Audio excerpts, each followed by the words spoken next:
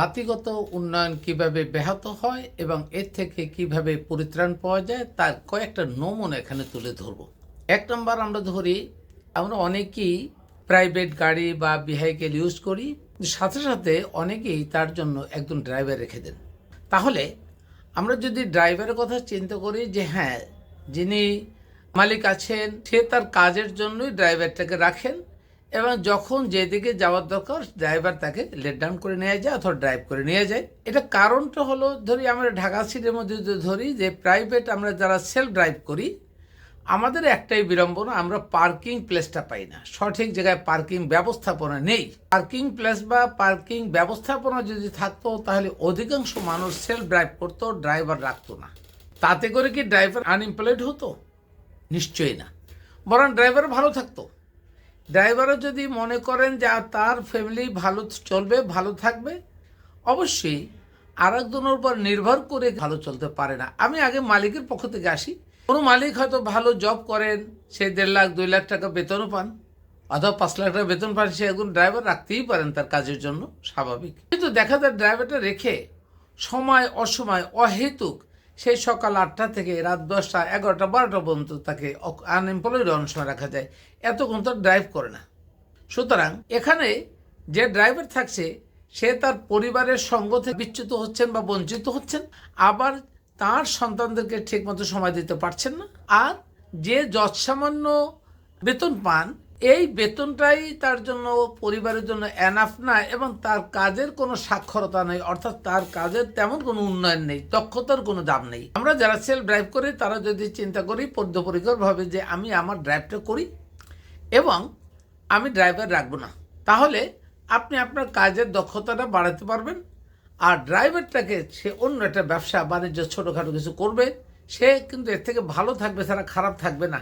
সুতরাং এবার যদি সেলফ ব্যবসা করেন, সেলফ এমপ্লয়েড হন, নিজের ব্যবসা নিজে করেন, নিজের কথা নিজে চালুন, নিজের ব্যবসা করে কিছু আর্ন করার চেষ্টা করেন, চিন্তা করুন, দেখবেন আপনার জায়গা থেকে আপনার ব্যবসার জায়গা তৈরি হবে, সুবিধা হবে। আপনি আপনার সন্তানকে সময় দিতে পারবেন, আপনি আপনার পরিবারকে সময় দিতে পারবেন, সেইতে আপনার সন্তান আপনার ব্যবসার বা ধরনটা, ব্যবসার টেকনোলজি বুঝতে পারবে, আপনি একটা হাতিয়ার তৈরি করতে পারবেন। কিন্তু আপনি যদি অন্যের কাছে জব করেন তাহলে সেটা হবে না।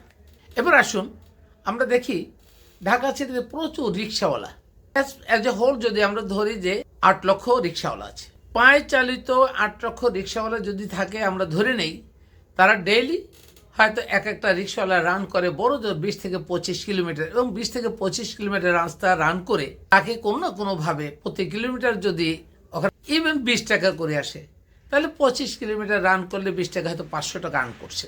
কিন্তু এটাই কি শেষ?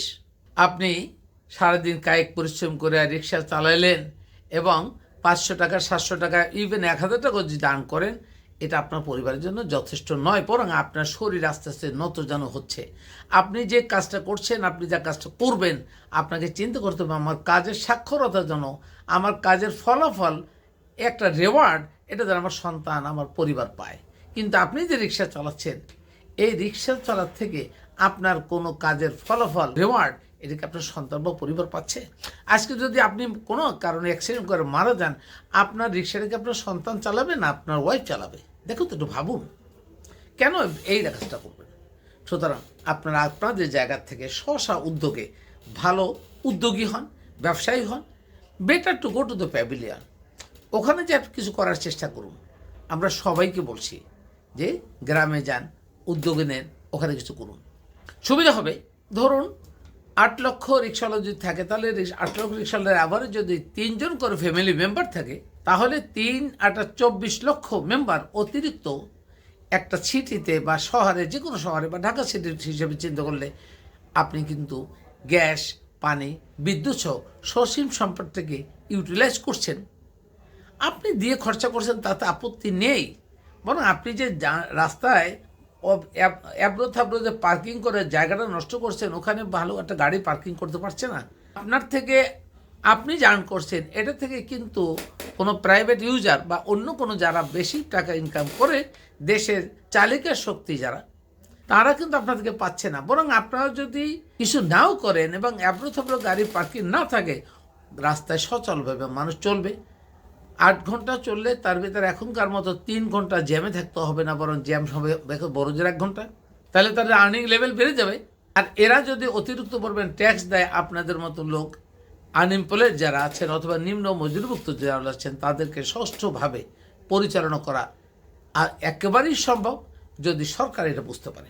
বিভিন্ন স্থানে পার্কিংয়ের ব্যবস্থা বাড়াতে হবে। আস্তে আস্তে রিক্সার মতো একটি মানবাধিকার লঙ্ঘনের জায়গা থেকে মানুষকে সরে আসতে হবে। রিক্সাওয়ালাদেরকে বলবো, আপনি দেখুন না আপনার নিজের আত্মসম্মানবোধটা একটু কমছে না সকল প্রফেশন থেকে, অন্য সকল পেশার থেকে। তাহলে আপনি কেন খারাপ পেশাটা বেছে দিবেন? আপনার সন্তানের স্কুলে গেলেও তো সে তাকে একটা তার সহপাঠী থেকে বলতে পারছে না আমার বাবা রিক্সাওয়ালা, গর্ব করে বলতে পারছে না। বাট আপনি একটা পানের দোকান দেন না, আপনি বলবেন, আপনার সন্তান বলবে হ্যাঁ আমি ব্যবসা করি। সুতরাং এই যে দুইটা পার্ট বললাম, এরকম প্রতিটা খাতে একজন মানুষ যেন অন্য একটা মানুষের উপরে পরগাছার মতো ডিপেন্ডেন্ট না হয়। প্রত্যেকে নিজে কিছু করার চেষ্টা করলে গোটা দেশ উন্নয়ন হবে সম্ভব। আমাদের অনেক রিসোর্স আছে, অনেক কাজ আছে। সরকারের লোকজনকে বলবো আপনারা রিসোর্সগুলো বের করার সুযোগ আছে, আপনি করুন। আর যারা ব্যক্তিগতভাবে উদ্যোগে কাজ করবেন তারাও বিভিন্ন পরিকল্পনা যার যার যোগ্যতা সেখানে নামিয়ে পড়েন, কারো উপর ডিপেন্ডেন্ট হওয়ার দরকার নেই। সুতরাং এভাবে প্রতিটা সেক্টরে আমরা বলবো কি কারো জন্য বোঝা হয়ে না দাঁড়ায়। আর একটা সেক্টরের কথা আমি বলতে চাই, একই সঙ্গে আমরা অনেকেই সবাইকে এই সচেতনতা হওয়ার জন্য অনুরোধ করব। আমাদের সন্তানদেরকে স্কুল কলেজ ইউনিভার্সিটি পড়াই, একটু ভিন্ন প্রসঙ্গ কিন্তু বলা উচিত। আমরা দেখি আমাদের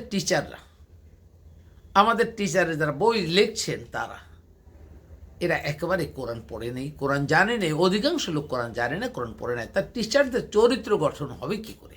টিচারদের যদি চরিত্র গঠন না হয় তাহলে আমাদের সন্তানদের চরিত্র হবে কি করে? আদৌ সম্ভব না। তাই প্রত্যেকটা টিচারকে ব্যক্তিগতভাবে অনুরোধ করছি, আপনারা নিজেদের আর্নিং লেভেলটা বিভিন্ন ওয়েতে শুধু একমুখী স্কুলে অথবা কোচিং সেন্টার করে সময়টা ব্যয় না করে আপনারাও কাজে নেমে পড়ুন। সন্তানদেরকে কাজে লাগাতে চেষ্টা করুন, আপনাদের দেখা দেখি সন্তানরাও করবে।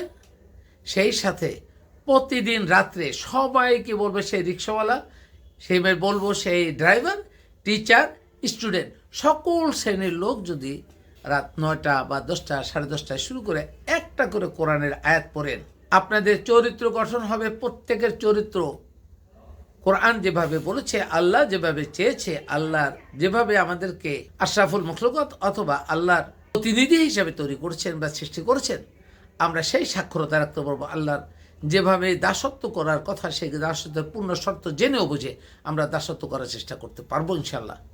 সুতরাং আমরা সবাই একাকার হইয়া যে কোনো ওয়েতে, আমি কারো ডিপেন্ডেন্ট প্রফেশনের বাদ দিয়া আমরা যেন স্বাধীন মতো প্রফেশন তৈরি করি, স্বাধীন মতো পেশাগত যোগ্যতা তৈরি করি। আমরা ব্যবসা বাণিজ্য করবো, স্বাধীন হবে। মনে করতে হবে আমাদের এই মাথা এবং আকাশ এর মাঝখানে অন্য কারো এরকম হাত নেই, অন্য কারো কন্ট্রোল নেই। তাহলেই সুস্থ মতো কোরআন গবেষণা করতে পারবেন, পড়তে পারবেন, কোরআন মেনে চলতে পারবেন, সালাত কায়েম হবে। সালাত এই তথাকথিতভাবে পড়া হবে না, পড়লে লাভ নেই, কায়েম করতে হবে। কায়েম করতে হলে জানতে হবে। এবার ইমামদেরকে, মুয়াজ্জিনদেরকে বলবো, আপনারা একটু ভেবে দেখুন, সালাত পড়লে কি সওয়াব আছে? কোনো হুজুর বলেন 1 ওয়াক্ত ফরজ নামাজ কামাই দিলে 80 হুকবা জাহান্নামে থাকতে হবে। তারপর কি বেরোয় আসবেন? এই ধান্দাবাজি কথাগুলোর বাদ দিয়া সঠিক কথা বলুন। 80 হুকবা কি? হুকবা কোনো কোরআনের আয়াত আছে? কোনো কথা আছে?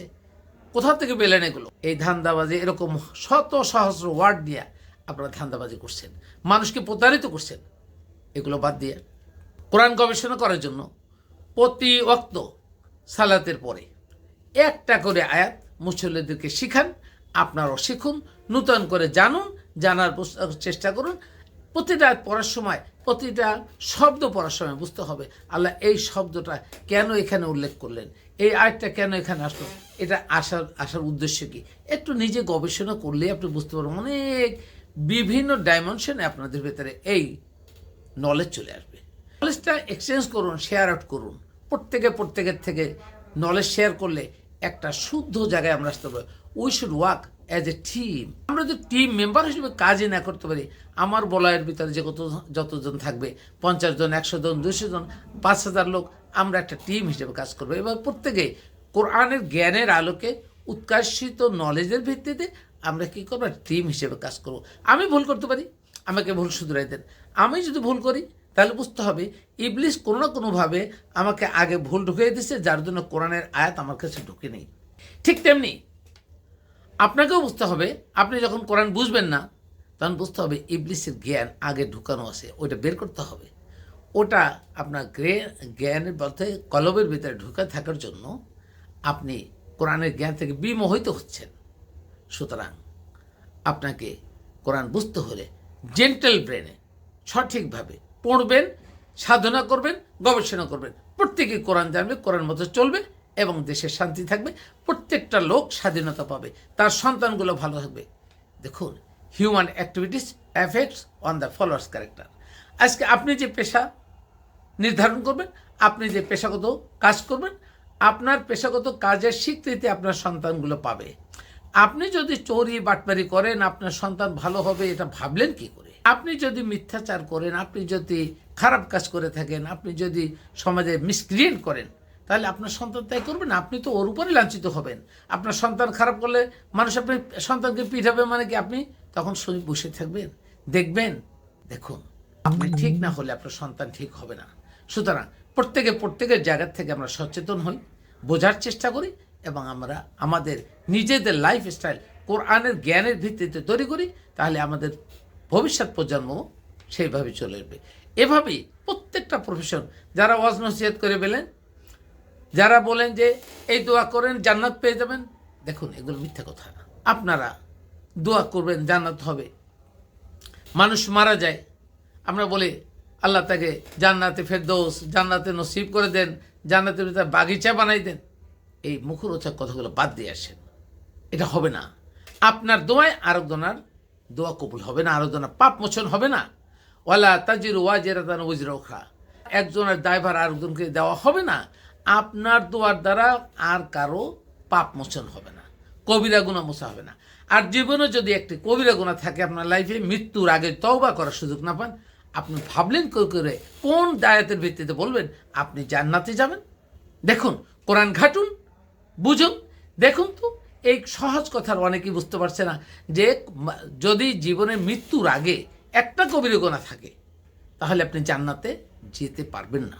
যদি পারেন মনে করেন তাহলে একটা দলিল বের করেন, পারবেন না, বের করেন, আমি চ্যালেঞ্জ দিলাম। তাই আমরা যেন কোনো অবস্থাতে অজ্ঞাতসারে আমরা কবিরা গুনাহ না করতে হলে আমাকে জানতে হবে সত্যমিতার পার্থক্য কী, না করতে আমাদের কোরআন জানতে হবে, প্রতিটি আয়াত জানতে হবে, প্রতিটি আয়াত পড়তে হবে, জানতে হবে, বুঝতে হবে। তাহলেই আমরা কোরআনের জ্ঞানের আলোকে আমি খারাপ কাজ থেকে দূরে থাকতে পারবো। আর যদি মনে করেন আমি একটা খারাপ কাজ করেই ফেলছি, আপনি এটা করেই ফেলছেন, সঙ্গে সঙ্গে কবিরা গুনাহ করলেন, সঙ্গে তওবা করুন আল্লাহর কাছে। ওইটার জন্য বলেন আল্লাহ আমি আর ওইটা করবো না। এখন যদি সমস্ত কবিরা গুনাহ করতে করতে করতে যেমন মনে করেন লাইফের শেষ পর্যায়ে এসে মনে হয় তওবা করলে মাফ হবে না, ওটাও হবে না। সুতরাং বোঝার চেষ্টা করুন, আলেমদেরকেও বলছি আপনারাও বোঝার চেষ্টা করুন। কেউ কারো শত্রু না, আমরা সবাই মানুষ হিসাবে আমাদের অবশ্যই কোরআন জানতে হবে, কোরআনে জ্ঞান অর্জন করতে হবে। আল্লাহ যা শিখাতে চেয়েলেন ওই শিক্ষাটা আমাদের অর্জন করতে হবে, তাহলে আমরা সঠিকভাবে সবাই বুঝতে পারবো। আমি শুরু করছিলাম গাড়ির ড্রাইভার থেকে, রিক্সাওয়ালা থেকে। কেন? আমি এক কথা সকল প্রফেশনাল লোকদেরকে আমরা চাচ্ছি কোরআনের জ্ঞানের ভিতরে চলে আসুক। তাহলে স্বাধীনতা যদি না থাকে আপনি কেমনি করবেন? সুতরাং আমরা প্রত্যেকে ফ্রিডম হই, আমাদের মস্তিষ্ককে ফ্রিডম করি। দিনের বেলা আমরা কাজ করব, সালাত আদায় করব, আবার রাত্রিবেলা আমরা ঠিকমতো রেগুলার কোরআন যদি তেলাওয়াত করি, প্রতিদিন একটা বা দুইটা বুঝে বুঝে সবাই পড়েন। বাংলা পড়েন না, বুঝে পড়েন। আরবি পড়তে পারেন না, অসুবিধা নেই, বাংলা পড়েন, জানুন আল্লাহ কি জানাতে চাইলেন, ওইভাবে চলুন, আপনি জান্নাত পাবেন। সুতরাং এই আহ্বানটা রেখে আমি আজকের বক্তব্য শেষ করছি। আল্লাহ হাফেজ।